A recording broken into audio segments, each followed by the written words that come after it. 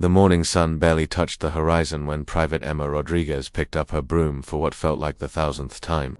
At 24, she had been assigned to janitorial duties at Naval Base Coronado for 8 months now, and every single day felt like a test of her patience. "Hey, cleaning lady," Sergeant Mike Patterson called out as he strutted past with his buddies.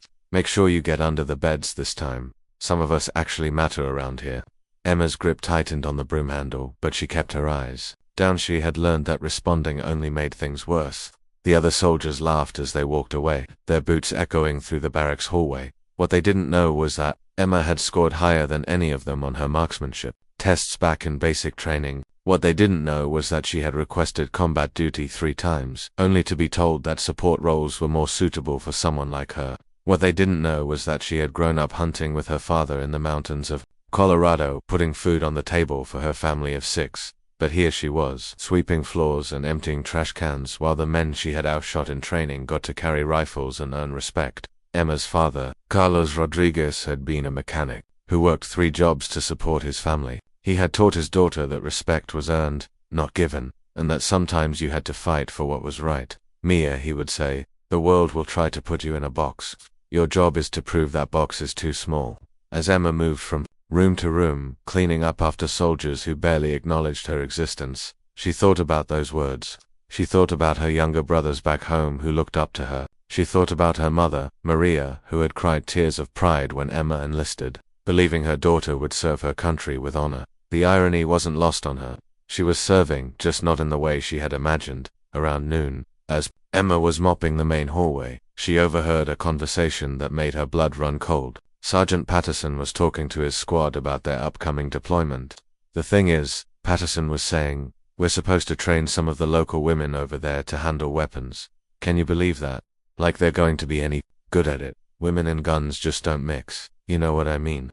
His friends laughed and nodded in agreement. One of them, Corporal Jake Wilson, chimed in, "Yeah, it's going to be a waste of time, but orders are orders, I guess." Emma felt her cheeks burn with anger. She had been invisible to these men for so long that they forgot she was even there. They talked about women like they were a different species, incapable of the skills they took for granted. That afternoon, while cleaning the training facilities, Emma noticed something that made her heart race. The shooting range was empty, and there were several rifles left unattended on the counter. The rangemaster had stepped out, probably for his usual coffee break. Emma looked around nervously. She knew she wasn't supposed to touch the weapons without authorization, but something inside her snapped.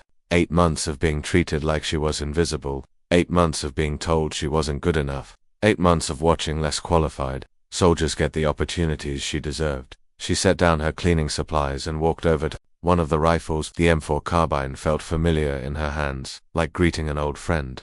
She had cleaned dozens of these weapons, but hadn't been allowed to fire one since basic training. Emma checked the weapon. It was unloaded. She went through the motions anyway, sighting down the range, feeling the weight of the rifle, remembering the stance her father had taught her when she was 12 years old. "Breathe in, breathe out, hold, squeeze," she whispered to herself, the words coming back like muscle memory. Well, what do we have here?" Emma's blood turned to ice. She spun around to find Sergeant Patterson standing in the doorway, his arms crossed and a smirk on his face. Behind him stood 2 other soldiers she recognized, Corporal Wilson and Private First Class Tony Garcia. "Looks like our cleaning lady thinks she's a soldier," Patterson said, walking closer. "You know you're not authorized to touch those weapons, Rodriguez." Emma carefully set the rifle back on the counter, her hands shaking slightly. "I was just ... I was cleaning and ... You were just what? Playing soldier?" Patterson's voice was mocking. "Let me guess, you think you can shoot better than us trained professionals?" The other men laughed. Garcia shook his head. "That's cute, really cute." Emma felt 8 months of frustration and humiliation bubbling up inside her. "I was just checking the equipment, Sergeant, making sure everything was clean and properly maintained." "Right," Patterson said, not buying it for a second. "Well, since you're so interested in the weapons, maybe you should stick to cleaning them instead of pretending you know how to use them." As the 3 men walked away, still chuckling to themselves, Emma stood alone in the firing range, her hands clenched into fists at her sides. She stared at the rifles on the counter, each one representing an opportunity she had been denied. That night, Emma lay in her narrow bunk in the women's quarters, staring at the ceiling. Her roommate, Private Lisa Murphy was already asleep, having finished her shift in the communications center. Lisa was one of the few people on base who treated Emma with basic respect, but even she didn't really understand what Emma was going through. Emma thought about calling her mother, but what would she say? That she was living her dream of serving her country by mopping floors and emptying trash cans, that the skills her father had taught her were going to waste because nobody would give her a chance to prove herself. Instead, she pulled out a worn photograph from her locker. It showed her with her father on their last hunting trip together, just before she enlisted. They were both holding rifles, both smiling, both looking proud and confident. Her father had his arm around her shoulders, and you could see the love and respect in his eyes. "I won't give up, Papa," she whispered to the photograph. "Somehow, I'm going to show them what I can do." As Emma finally drifted off to sleep, she had no idea that tomorrow would bring an opportunity that would change everything. She had no idea that a chance encounter with a Navy SEAL would put her skills to the ultimate test. All she knew was that she was tired of being invisible, tired of being underestimated, and ready to prove that the box they had put her in was definitely too small.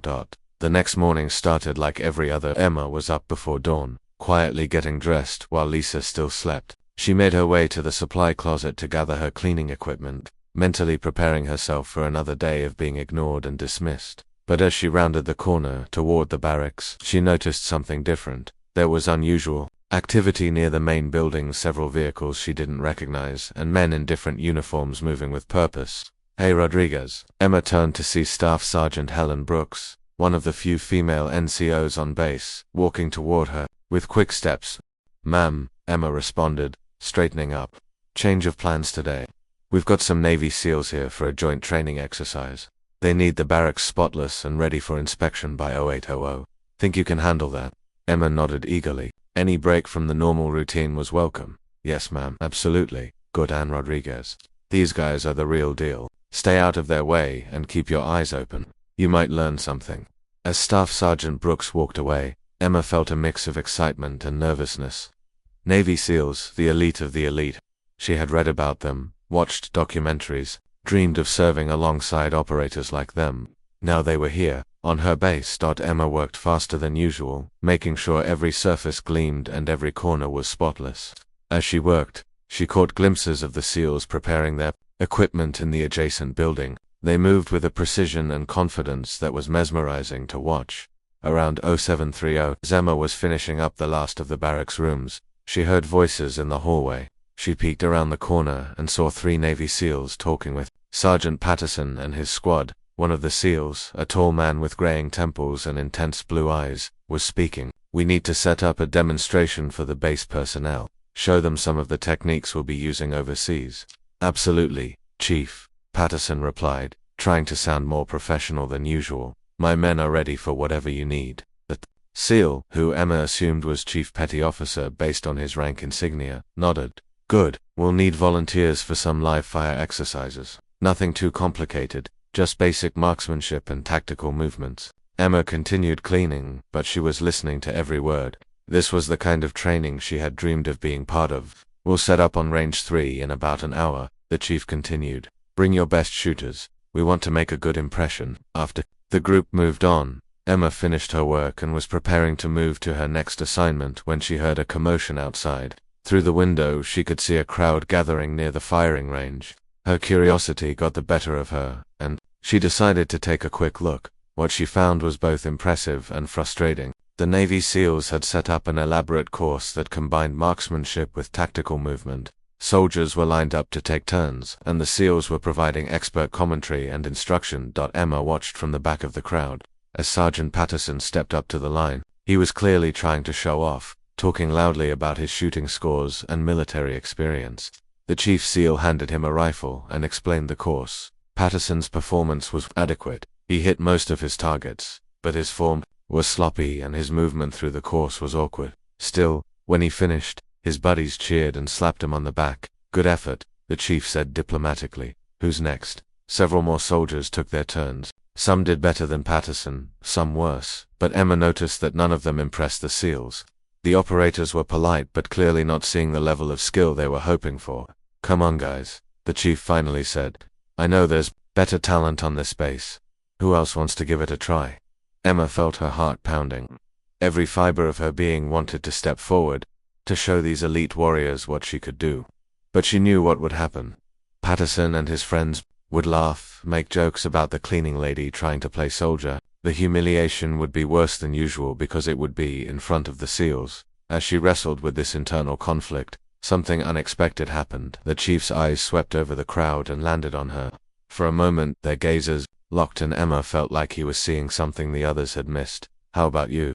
the chief said, pointing directly at Emma. "Want to give it a shot?" The crowd turned to look at her, and Emma felt her cheeks burn with embarrassment. She heard Patterson snicker behind her. "Oh, that's just Rodriguez," Patterson called out. "She's single quotes support staff, cleaning and maintenance." The chief's expression didn't change. "I didn't ask what her job was. I asked if she wanted to try the course." Emma stood frozen, caught between her desire to prove herself and her fear of public humiliation. The silence stretched out until it became uncomfortable. I don't want to waste your time, Chief." Emma finally managed to say, "Let me worry about my time." The chief replied, "The question is, do you want to try or not?" Emma looked around at the faces staring at her. Some looked amused, others looked skeptical, a few looked curious.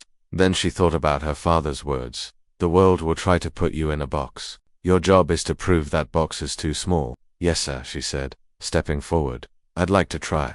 Patterson laughed out loud. This should be entertaining. The chief ignored him and handed Emma the rifle. "What's your name?" "Soldier." "Private." "Emma Rodriguez, Chief." "All right, Rodriguez. Here's the course." He explained the setup: 6 targets at varying distances, with obstacles to navigate between them. The goal was speed and accuracy combined. Take your time to study it, then give it your best shot. Emma accepted the rifle and immediately felt more comfortable. She checked the weapon quickly and efficiently, actions that didn't go unnoticed by the observing SEALs. She studied the course layout, calculating angles and distances the way her father had taught her. "You can back out any time, cleaning lady," Patterson called from the crowd. "No shame in knowing your limits." Emma ignored him. She moved to the starting position and waited for the chief's signal. "Whenever you're ready," he said. Emma took a deep breath, felt the familiar calm that always came over her when she held a rifle, and began. What happened next would be talked about on the base for months to come. Emma moved through the course like water flowing downhill, smooth, natural, unstoppable. Her first shot rang out before most people realized she had started moving. The target fell. Her second shot came as she smoothly transitioned around the first obstacle. Another target down. By the time she reached the halfway point of the course, the crowd had gone completely silent. Even Patterson had stopped smirking. Emma's movements were fluid and precise, her shots so accurate they seemed effortless. When she reached the final position, she dropped to one knee and took aim at the most distant target, a small circle at nearly 300 yards. The shot echoed across the range, and through the spotting scope, everyone could see the perfect center hit. Emma stood up, cleared the weapon, and handed it back to the chief. The entire range was dead silent. The chief looked at the course, then at Emma, then back at the course. A slow smile spread across his weathered face. "Well, I'll be damned," he said quietly, then louder. "That, ladies and gentlemen, is how it's done." The silence broke as several SEALs began talking excitedly among themselves. Other soldiers started whispering and pointing. Emma stood in the middle of it all, hardly believing what had just happened. But the biggest shock was yet to come. "Rodriguez," the chief said, his voice carrying across the range.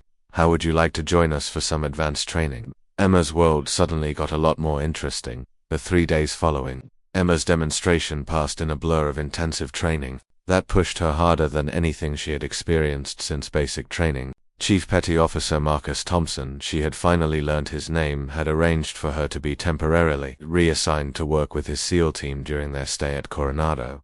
Emma's regular duties had been reassigned to other personnel, much to Sergeant Patterson's obvious displeasure. She could see the anger in his eyes every time she passed him in the corridors, now dressed in proper training gear instead of janitorial uniforms. "This is temporary," he had muttered to his friends when he thought she couldn't hear. "Pretty soon she'll be back where she belongs." But Chief Thompson seemed to have other plans. On the morning of the 3rd day, Emma found herself on an advanced shooting range she had never seen before, working alongside SEAL team operators who treated her like an equal. It was a feeling she had almost forgotten existed. "Your fundamentals are solid," said Petty Officer First Class David Kim, one of Chief Thompson's most experienced shooters. but we're going to teach you some techniques they don't cover in basic training. Over the next several hours, Emma learned advanced breathing techniques, how to shoot effectively in various weather conditions, and tactical shooting positions she had only read about in military manuals. With each lesson, her already impressive skills became even sharper. "She's a natural," Kim quietly told Chief Thompson during a break. "I've seen seasoned operators with less instinctive understanding of marksmanship." Chief Thompson nodded, watching Emma practice transition drills, moving quickly between multiple targets. "What I want to know is how someone with her abilities ended up pushing a broom for 8 months. That afternoon, Emma got her answer to a question she hadn't dared to ask. Chief Thompson approached her as she was cleaning her rifle after a particularly challenging exercise. "Rodriguez, I've been looking at your file," he said, sitting down beside her on the bench. "Mind if I ask you something?" "Of course, Chief. You scored expert marksman in basic training, top of your class. You requested combat duty 3 times, so why are you emptying trash cans instead of carrying a rifle in the field?" Emma felt her cheeks flush with embarrassment. Well, I was told that support roles were more appropriate for someone with my ... background." "Your background?" Chief Thompson's voice had an edge to it. "What does that mean, exactly?" Emma hesitated. She had never talked about this with anyone, especially not with someone of Chief Thompson's rank and reputation, but something about his direct, honest manner made her feel like she could trust him. "I think it had to do with my family, Chief. We don't come from military families. My father was a mechanic. We didn't have much money growing up. I think some people thought I wasn't the right fit for combat roles." Chief Thompson was quiet for a long moment. When he spoke again, his voice was calm, but Emma could hear the anger underneath. "Rodriguez, I grew up in a trailer park in Alabama. My father was a drunk who left when I was 10. I joined the Navy because it was the only way I could see to make something of myself." He paused. "You know what earned me respect in this uniform? Performance. Nothing else matters." Emma felt a surge of gratitude mixed with something she hadn't felt in months, hope. "I want to show you something," Chief Thompson continued. He pulled out his phone and showed her a photograph. It was a group of women in military fatigues, holding rifles, standing in what looked like a Middle Eastern village. "These are local women we trained in Afghanistan last year," he explained. "They're defending their families and communities now because we taught them how to shoot, how to move tactically, how to think like soldiers. You know who trained them? Me and my team." Emma studied the photograph. The women looked proud, confident, capable. "We're going back overseas in 6 weeks, Chief Thompson said. "Different location, same mission. We need someone who can relate to these women, someone who understands what it's like to be underestimated because of gender. But we also need someone with exceptional skills who can earn their respect through performance." Emma's heart was racing. "Chief, are you saying?" "I'm saying I want to recommend you for my team, Rodriguez. But first, you need to pass one more test." That evening, Emma called her mother for the first time in weeks. She sat in the quiet of the communications room, having asked Lisa Murphy to give her some privacy. "Mia," her mother's voice was full of joy. "How are you? We haven't heard from you in so long." Emma felt tears welling up in her eyes. "I'm good, Mama, really good. Things are ... Things are changing here. You sound different," her mother said, with that intuitive wisdom mothers possess. "What's happening?" Emma told her about the past few days, about Chief Thompson and the SEALs, about the possibility of finally getting to serve in the way she had always dreamed. As she talked, she could hear her mother crying softly on the other end of the line. "Your father would be so proud," her mother whispered. "He always said the world just needed to see what you could do." After hanging up, Emma sat alone in the communications room for a long time, thinking about her father's words, about Chief Thompson's offer, about the women in the photograph who were now defending their families because someone had believed in them enough to teach them. The next morning, Chief Thompson found Emma on the range before dawn, practicing with her personal sidearm. "Couldn't sleep?" he asked. "Too excited, I guess," Emma replied. "Chief, about this test, ... Right. Here's the situation. Tomorrow morning, we're conducting a final exercise with your base personnel before we ship out. It's going to be a comprehensive, tactical scenario, multiple shooters, moving targets, time pressure, the works." Emma nodded, listening intently. "I want you to participate, but not as part of my team. I want you to compete against your regular unit Patterson's squad specifically." Emma felt her stomach drop. "Chief, I'm not sure that's a good idea. There's some history there." "And Rodriguez," Chief Thompson interrupted. "If you're going To work with my team overseas, you need to prove you can handle pressure, politics, and personal conflicts. This is all three rolled into one. He was right, and Emma knew it. But the thought of going head-to-head with Patterson and his friends in front of the entire base was terrifying. What happens if I fail? She asked quietly. Chief Thompson smiled. Then you go back to cleaning barracks, and I find someone else for my team. But Rodriguez. He paused until she looked him in the eye. I've been doing this for 15 years. I don't think you're going to fail. That night, Emma lay in her bunk, staring at the ceiling once again.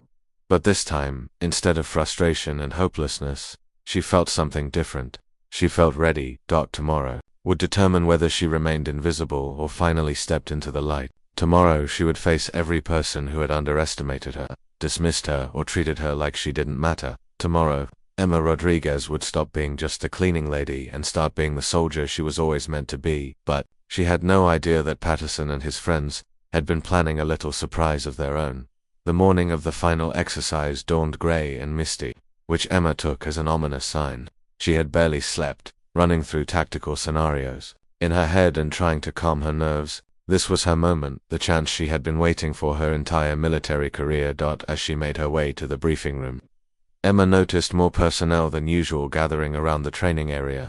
Word had apparently spread about the unusual competition between the cleaning lady and the regular combat troops. She could feel eyes following her, hear whispered conversations that stopped when she got too close. Chief Thompson was waiting in the briefing room along with several other SEALs, base personnel, and unfortunately, Sergeant Patterson with his full squad. Patterson wore a smug expression that made Emma's stomach tighten with anxiety.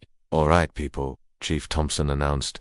Today's exercise is designed to test individual and team capabilities under realistic combat conditions. We'll have multiple scenarios involving moving targets, hostage situations, and time-sensitive objectives. Each participant will be scored on accuracy, speed, tactical decision-making, and adaptability.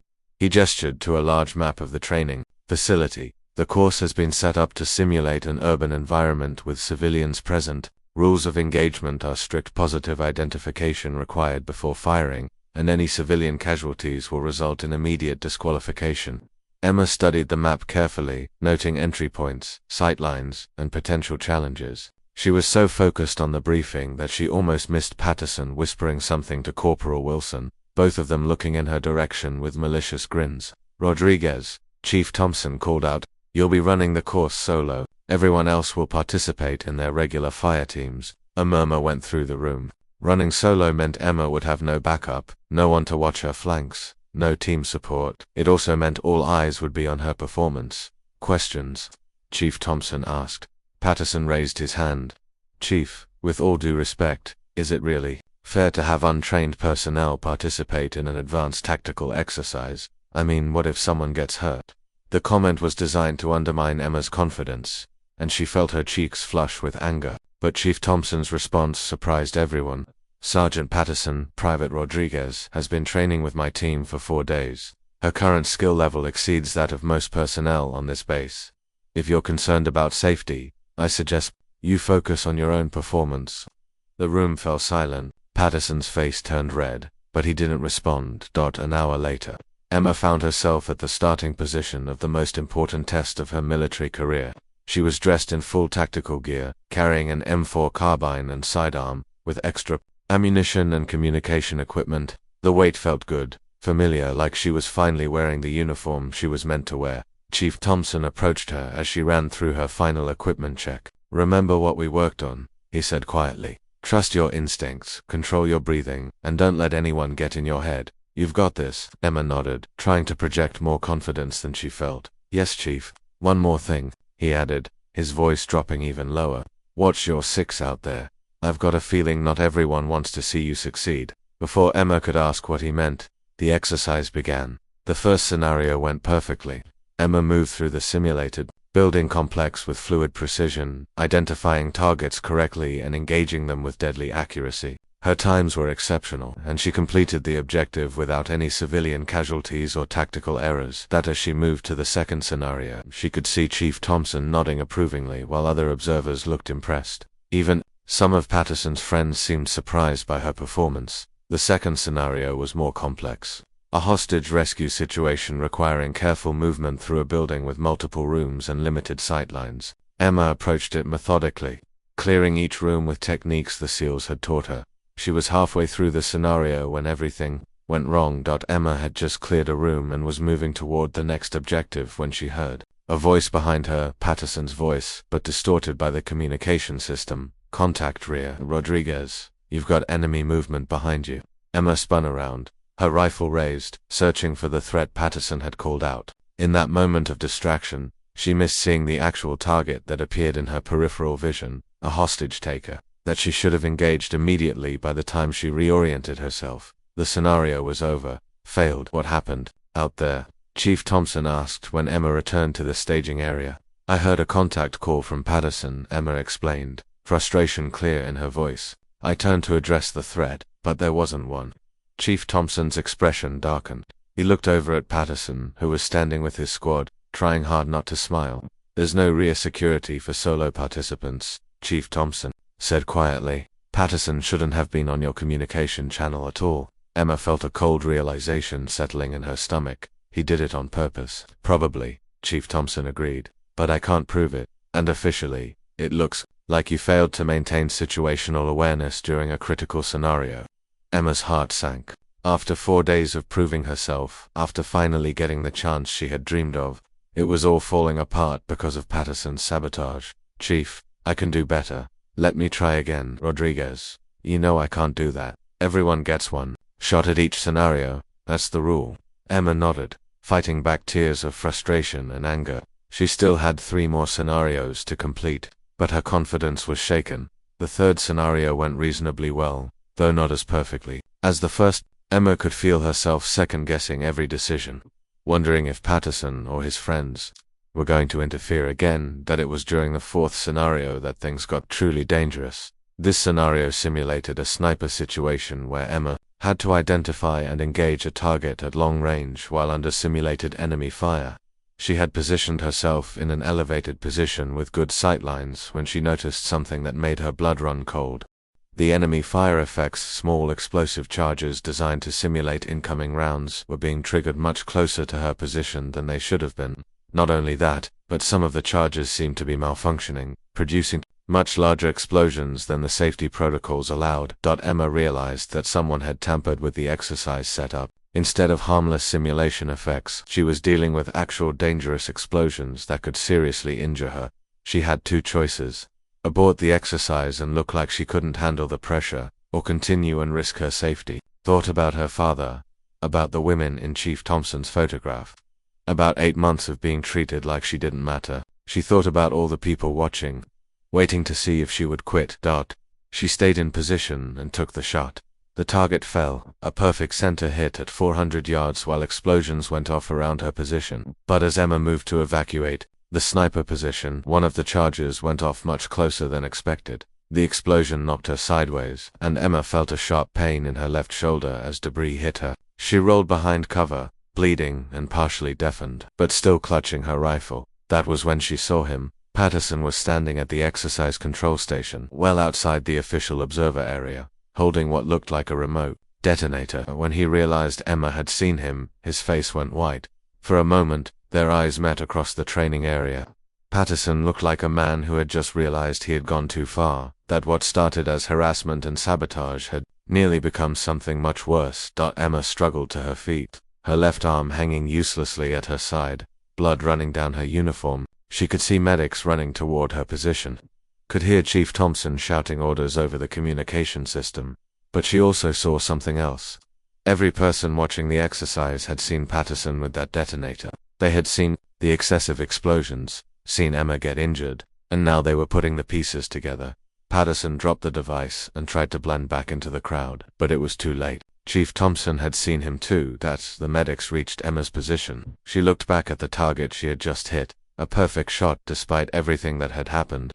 Then she looked at the crowd of observers, many of whom were now staring at Patterson with expressions of shock and disgust. "Ma'am, we need to get you to medical," one of the medics said, examining her shoulder wound. Emma nodded, but before they led her away, she caught Chief Thompson's eye. He was standing over the discarded detonator, his face a mask of controlled fury. "Chief," Emma called out, her voice carrying across the suddenly quiet training area. Did I pass? Chief Thompson looked at her, bleeding, injured, but still standing tall, and then at the target with its perfect center hit. A slow smile spread across his weathered face. Rodriguez, he said loud enough for everyone to hear, you didn't just pass. You made history. As the medics helped Emma toward the medical facility, she could hear Chief Thompson's voice behind her, cold and authoritative. Sergeant Patterson, you're under arrest. 3 weeks later, Emma sat in the base hospital's physical therapy room, working through exercises to regain full mobility in her left shoulder. The shrapnel wound was healing well, but the real recovery had been watching the investigation unfold and seeing justice finally served. The story had spread far beyond Naval Base Coronado. News outlets had picked up the tale of the cleaning lady who had outshot trained soldiers and been sabotaged for her efforts. But more importantly, the military justice system had taken notice. Patterson was facing court-martial on multiple charges, including reckless endangerment, sabotage of military exercises, and conduct unbecoming a non-commissioned officer. The investigation had revealed a pattern of harassment and discrimination that went back months, involving not just Emma but several other female personnel on base. Chief Thompson entered the therapy room, carrying a folder and wearing his dress uniform. How's the shoulder? He asked, taking a seat across from Emma. Getting better every day, Chief. Doctor says I'll have full mobility back within a month. Good, because I've got news.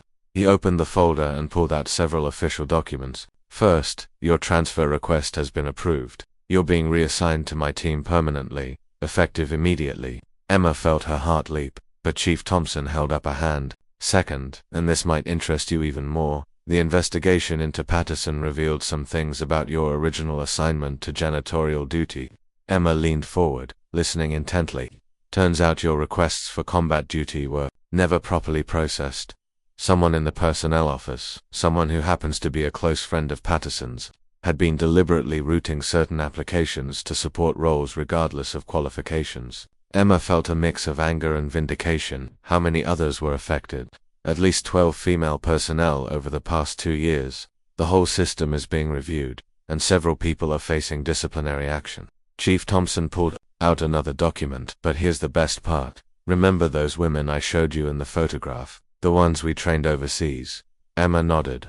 Well, thanks to the media attention your story generated, Congress is launching a new program to train female security forces in conflict zones. Guess who they want to head up the training curriculum? Emma stared at him in disbelief. Chief, are you saying? I'm saying you're not just joining my team, Rodriguez. You're going to help design and implement training programs that will prepare female soldiers and local women to defend their communities. Your experience, both your skills and what you've overcome, makes you uniquely qualified for this mission. Emma felt tears welling up in her eyes.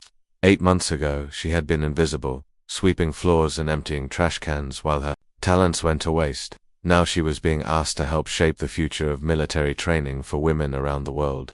There's one more thing, Chief Thompson said, pulling out a final document. This came from the Secretary of the Navy herself. Emma read the letter, her hands shaking slightly. It was a formal commendation for exceptional performance under combat conditions, signed by the highest levels of Navy leadership. But more than that, it was an acknowledgement of what she had endured and overcome. Chief, I don't know what to say. Don't say anything yet. Save it for tonight.